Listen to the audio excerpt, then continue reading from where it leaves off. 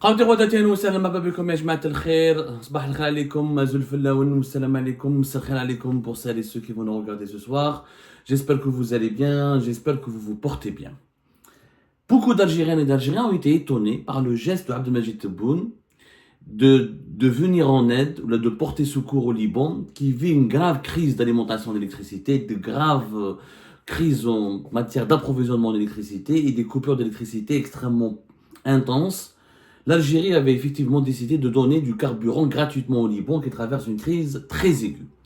Et les médias algériens, les médias proches du pouvoir algérien, les autorités algériennes ont voulu nous faire croire que cette opération de donner du carburant gratuitement au Liban était un geste de solidarité à l'égard d'un pays arabe qui souffre, qui est en faillite pratiquement, vous le savez, depuis 2020.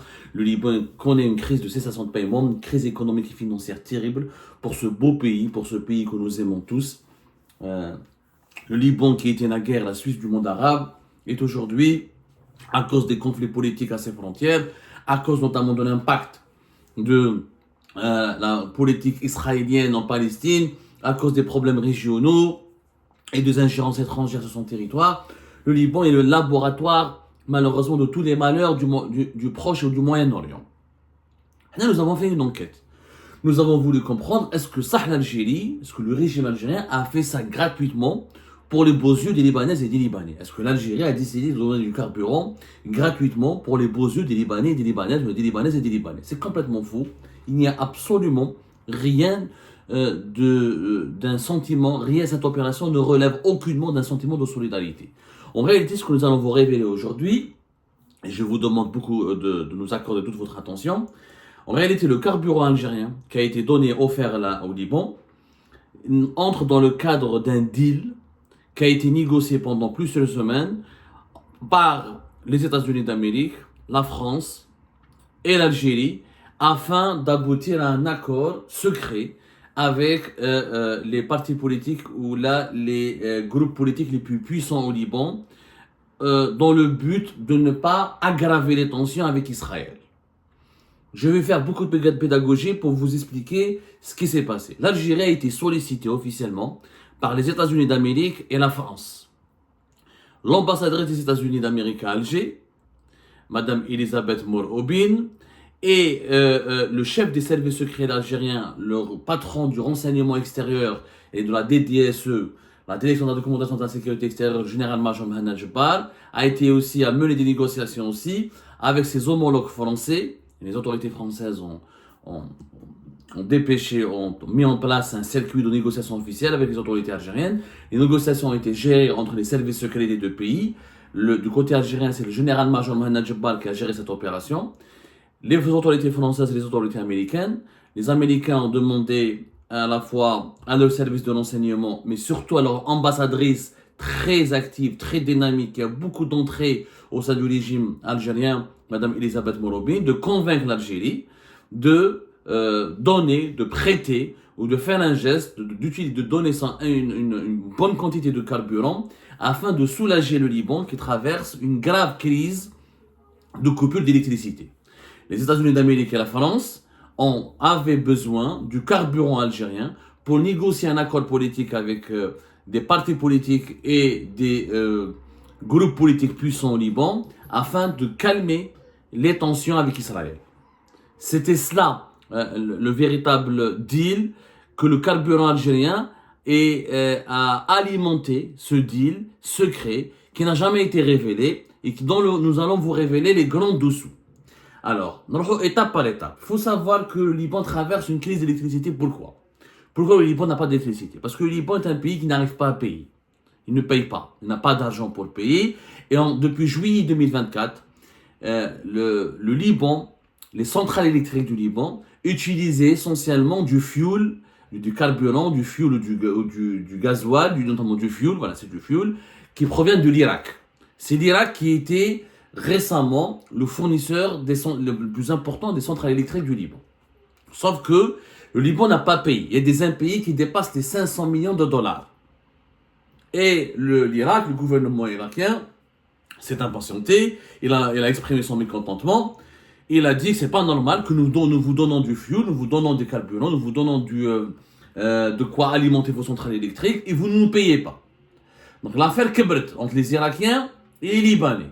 Ils ont exigé des paiements, la banque centrale libanaise a promis elle a donné soi-disant des preuves qu'elle va mobiliser les 500 millions de dollars pour les déposer sur un compte spécial afin de payer, afin de les virer ou là de les transférer vers la banque centrale irakienne.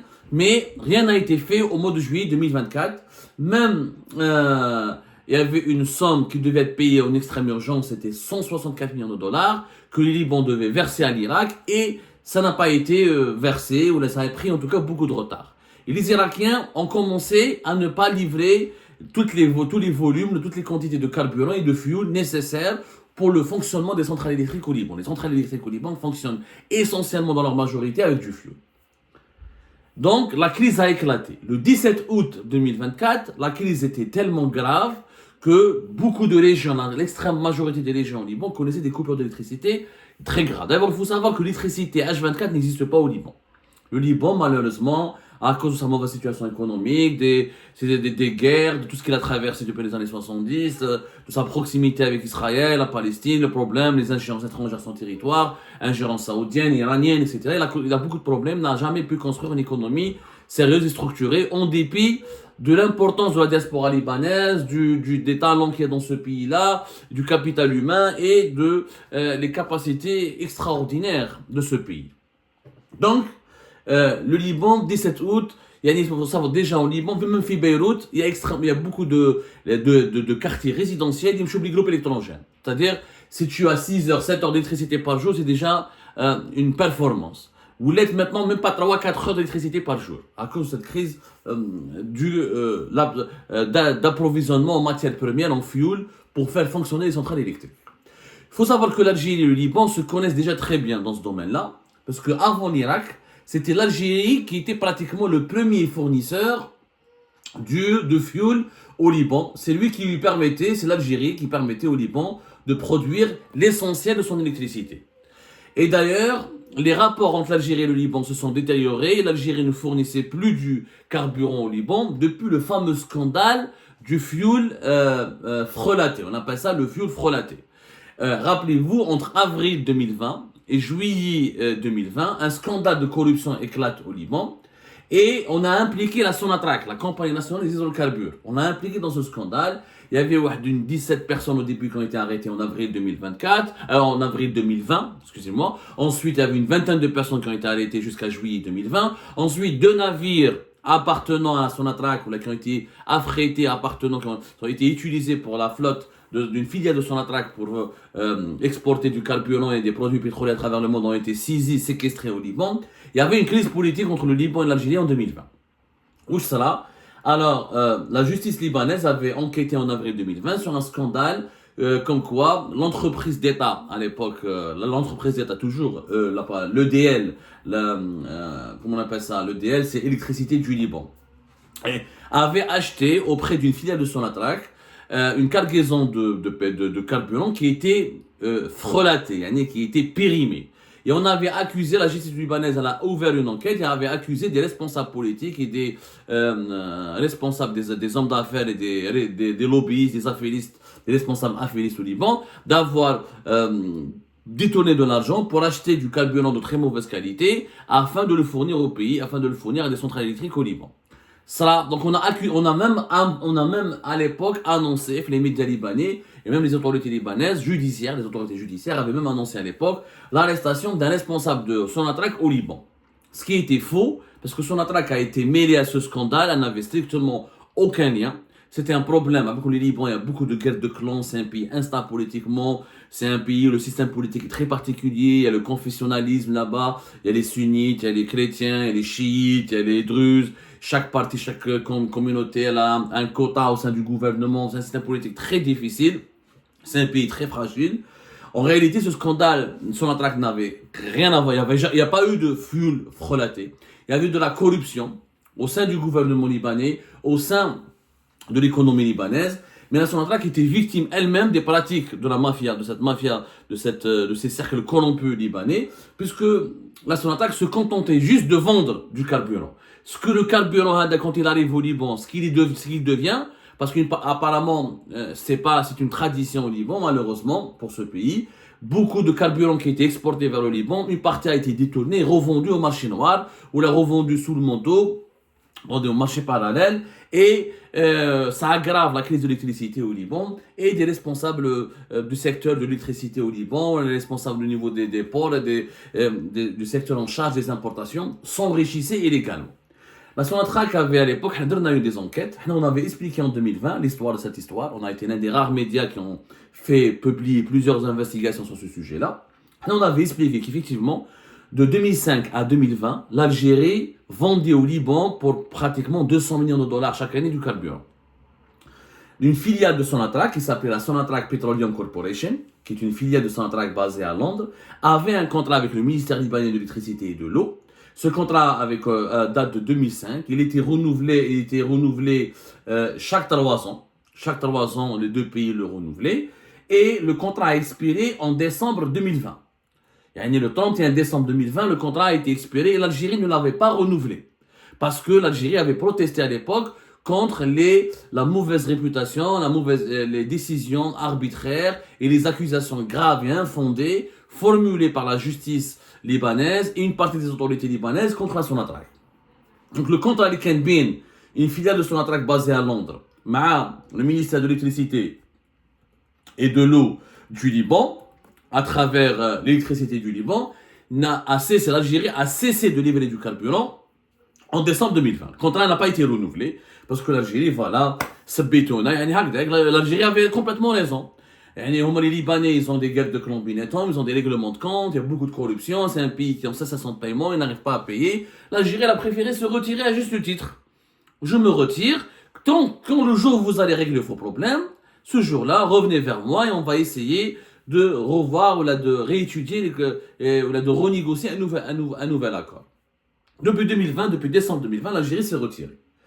Et le carburant algérien, le fuel algérien ne parvenait plus au Liban. Ça s'appelle un contrat d'État à État.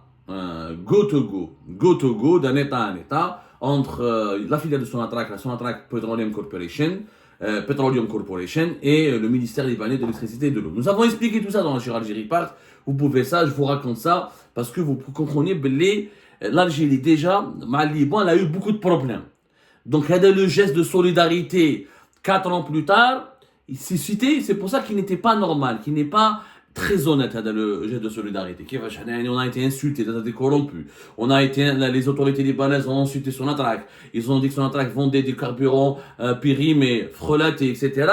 Et 4 ans plus tard, on revient vers de meilleurs sentiments à l'égard du Liban. Ce n'était pas normal. Donc, quand l'été, depuis le début de la guerre entre le Hamas et Israël, depuis le début de l'agression, l'offensive israélienne contre la population de Gaza, vous savez que le Liban partage des frontières avec Israël. Il y a au Liban, il y a le Hezbollah, il y a des mouvements de résistance aussi importants, très importants contre Israël, etc. Et donc, la crainte des pays d'Israël, notamment, et des alliés d'Israël, et de la communauté internationale, et notamment de l'Occident, et notamment des États-Unis d'Amérique, est que Israël soit confronté à un autre front, qui est un autre front, c'est-à-dire que l'armée israélienne serait obligée d'intervenir au Liban, ou là, à la frontière du Liban, pour affronter une autre guerre avec d'autres factions libanaises, ou un autre ennemi qui combattrait Israël depuis le Liban. Pour éviter ce scénario cauchemardesque, qui menacerait la paix régionale, qui menacerait la sécurité nationale d'Israël, qui va déséquilibrer tout le Proche-Orient, parce que vous savez tous que la guerre en Israël, il y a des parties étrangères, il y a l'Iran qui est là, il y a les pays alliés d'Israël qui ne veulent pas que l'Israël soit déstabilisé parce qu'ils ont des intérêts militaires, sécuritaires et politiques et diplomatiques avec Israël. Donc dans cette tchèque-tchouka, dans ce magma géopolitique extrêmement complexe, les puissances occidentales amies d'Israël ont négocié ou la font pression dans les coulisses, rencontrent des officiels, des non-officiels libanais, etc. pour trouver un accord qui permettrait de limiter de baisser les tensions au Liban avec Israël et d'éviter à tout prix le scénario cauchemardesque d'une nouvelle guerre entre l'armée israélienne et des mouvements de résistance ou des mouvements armés basés au Liban. Pour soulager, pour arriver à cet accord, il fallait offrir des contreparties aux Libanais. Il faudrait que les Libanais, parce qu'ils ont maintenant l'électricité, ils subissent la crise géopolitique dans la région, ils subissent les ingérences étrangères, ils sont déjà en crise financière depuis 2020, ils ont des problèmes économiques très graves. Donc il fallait absolument soulager les souffrances du Liban pour que les partis les plus les partis les plus puissantes au Liban arrivent à convaincre les factions, les mouvements armés anti-israéliens de ne pas faire la guerre à Israël et de calmer le jeu ou là de limiter les affrontements avec Israël pour rester dans une sorte de statu quo qui éviterait encore une fois que la région bascule dans une guerre généralisée, guerre à Gaza, guerre au Liban, peut-être plus tard avec la Syrie. Donc il fallait trouver un accord, il fallait donner des contreparties. La première parmi les contreparties que la France et les États-Unis d'Amérique avaient identifiées, c'était de venir en aide au Liban concernant l'accès à l'électricité. Vous savez, l'électricité, c'est vital. Sans électricité, il n'y a pas d'économie, il n'y a pas de vie quotidienne, il n'y a pas d'eau courante, il n'y a pas de vie tout court. L'électricité, c'est à la base de la vie. Sans électricité, on peut ni surfer sur Internet, ni travailler, ni se nourrir, ni cuisiner, ni se doucher, etc. L'électricité, c'est la vie.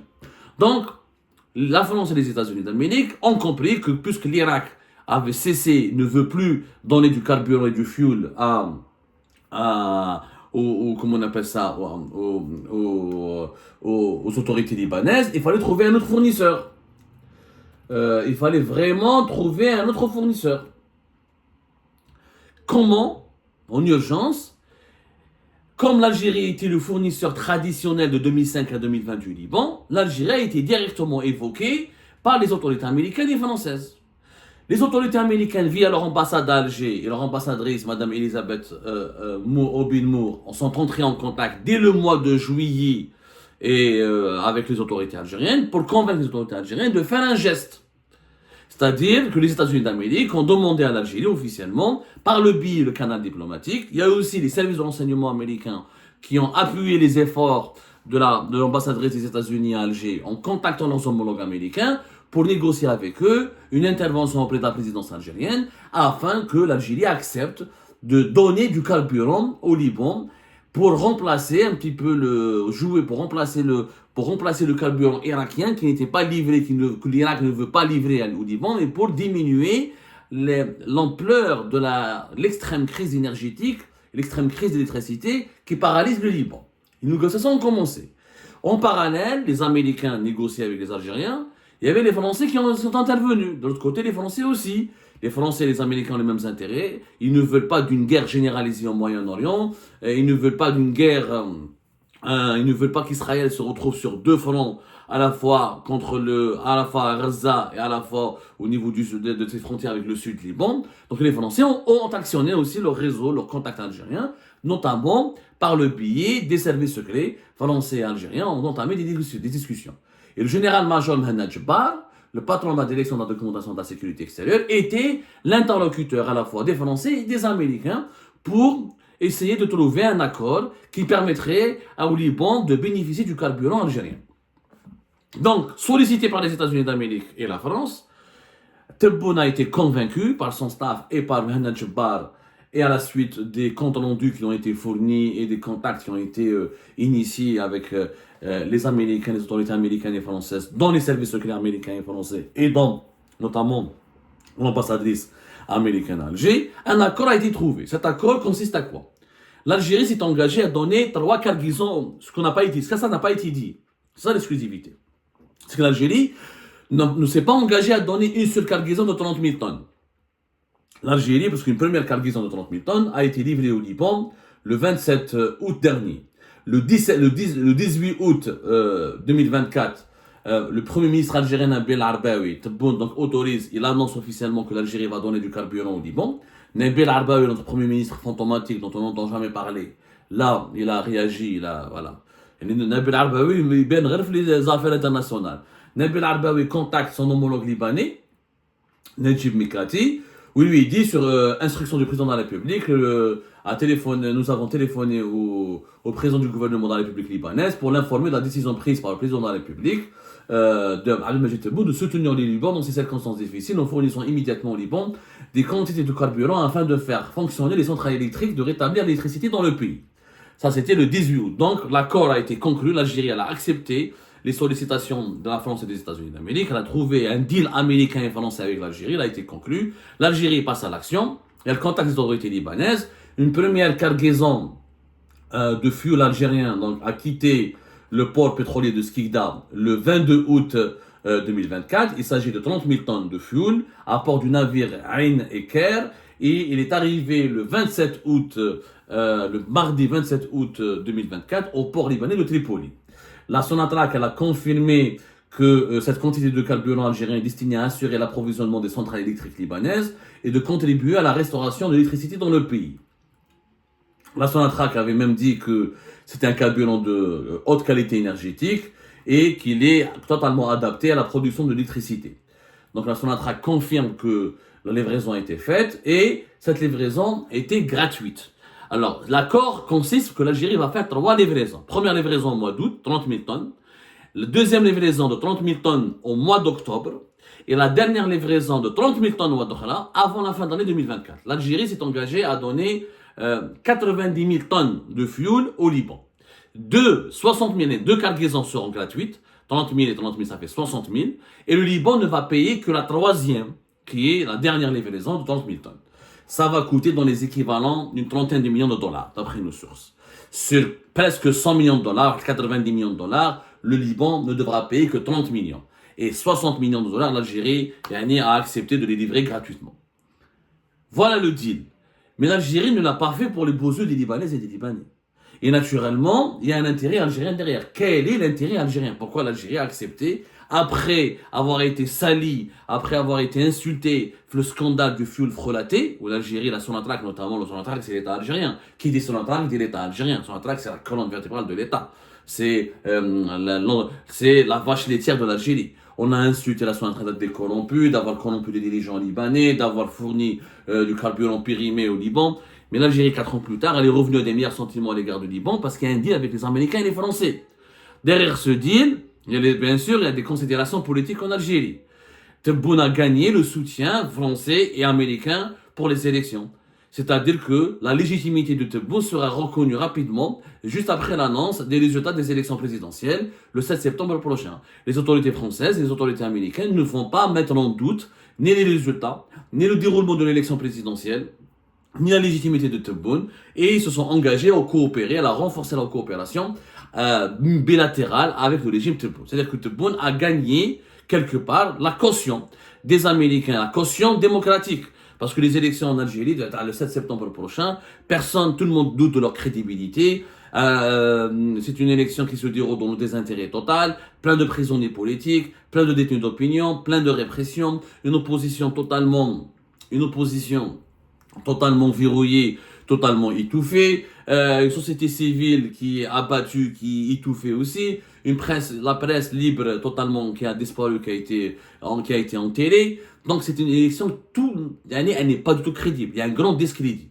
L'objectivité du régime algérien, ce n'est pas uniquement le taux de participation, la légitimité populaire, c'est aussi la légitimité au niveau de la communauté internationale. Le régime algérien veut avoir une légitimité au niveau de la communauté internationale. C'est-à-dire, il veut éviter que la communauté internationale ne critique les résultats, l'aboutissement, les conséquences, ou l'aboutissement, les finalités de cette élection. Il a envie d'être applaudi, d'être reconnu par les États-Unis d'Amérique et par les grands pays de la communauté internationale. La France et les États-Unis d'Amérique font partie des grands pays, des grandes puissances de ce monde et font partie des piliers de la communauté internationale. Si, au lendemain du 7 septembre 2024, dès que Tebboune sera annoncé gagnant, la France et les États-Unis reconnaissent rapidement et saluent la victoire de Tebboune et lui envoient leurs chaleureuses félicitations, là Tebboune sortira il portera le bournous, le costume d'une légitimité internationale, et lui qui souffrait d'un déficit de légitimité parce qu'il a été mal élu en décembre 2019 et dans des conditions extrêmement compliquées et dans des conditions extrêmement troublante, avec un Hira qui était à son apogée, avec une rejet de la population algérienne, avec des bureaux de vote qui étaient fermés en Kabylie, avec un Hira qui s'est poursuivi jusqu'au début de la pandémie, ensuite qui a repris en 2021 après la crise sanitaire, où il a repris momentanément avant d'être réprimé totalement. Là, Tebboune, il veut d'une élection qui ne souffre d'aucun soupçon d'illégitimité. Et pour cela, il lui faut le soutien et la caution et l'encouragement des grandes puissances et des grands piliers de la communauté internationale, qui sont notamment les États-Unis d'Amérique et la France. C'était ça le deal, le carburant libanais, le carburant gratuitement que l'Algérie, que le régime algérien a donné au Liban, servait à rapprocher, à trouver, à obtenir de la part des États-Unis d'Amérique et de la France un soutien politique franc. C'est vrai que les rapports avec les Américains sont extrêmement cordiaux en ce moment. Les Américains ne critiquent pas beaucoup, ne parlent pas beaucoup de la situation des droits de l'homme en Algérie. C'est vrai que le département d'État américain critique, fait des rapports, pointe du doigt, etc. Mais ça reste des critiques, qui ne franchissent, elles sont pas des critiques très très sévères. Il y a pas le régime algérien ne subit pas beaucoup de pression américaine, n'est pas forcément remis en cause, n'est pas très bousculé, ne subit pas beaucoup de pressing. Il n'est pas fortement critiqué ou là concernant sa manière de gérer les droits de l'homme en Algérie, au sein de la population algérienne. La France aussi, elle chauffe Emmanuel Macron, en dépit des crises cycliques entre la France et l'Algérie, en dépit du fait que Macron s'est rapproché du Maroc et qu'il veut reconnaître la marocanité du Sahara indirectement, il est en train de la reconnaître la souveraineté directement, puis indirectement, la souveraineté marocaine sur le Sahara occidental, et même malgré le fait que l'ambassadeur algérien à Paris a quitté son poste, qu'il n'est plus dans son poste, depuis fin juillet 2024, ça n'a pas empêché le régime Tebboune de négocier avec la France, de trouver un terrain d'entente avec la France et de continuer à coopérer parce qu'il a besoin, la caution française, elle est importante. Pourquoi? Parce que c'est les médias français, c'est les associations de la société civile française, c'est les partis politiques français, c'est la communauté, c'est les ONG françaises s'en prennent au régime algérien. Donc la France est la plus importante communauté algérienne à l'étranger, elle est basée en France. Ça pourrait perturber gravement le fonctionnement de la campagne électorale en Algérie et la crédibilité de cette élection. Aujourd'hui, on le voit bien, les autorités françaises, qu'on le veuille ou non, elles sont critiques quelquefois, mais elles ne parlent pas beaucoup de la liberté d'expression en Algérie. Elles ne critiquent pas beaucoup le régime algérien concernant les détentions arbitraires. Elles ne critiquent pas beaucoup le régime algérien concernant la gestion des droits de l'homme. Il y a même des franco-algériens, il y a des binationaux qui sont emprisonnés dans les prisons algériennes pour des délits politiques, des délits d'opinion, et qui sont des activistes politiques, et la France ne s'est pas beaucoup, ni réellement, fortement mobilisée pour les soutenir. Donc, du côté français, le régime algérien, il est calme.